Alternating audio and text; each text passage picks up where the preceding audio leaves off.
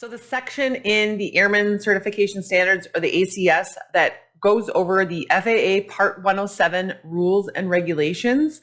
These are all the different materials that you're going to need to study to prepare for this section of the exam. So the first one is going to be 14 CFR Part 107, Subpart 1. This is the Code of Federal Regulations that applies to you as a commercial remote pilot. We will go over Part 107 in this section of the course. You also need Advisory Circular 107-2A, or AC 107-2A. At the time of this recording, 107-2A is the most current version that's out there, but you always want to double check to make sure that there is not another current version that's out there.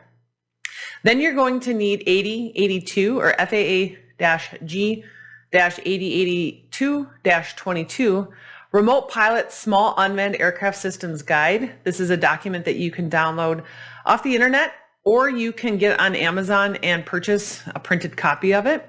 I've provided links for all of these for you as well. So you can go ahead and download these documents to use to study for this portion of the FAA Part 107 knowledge test.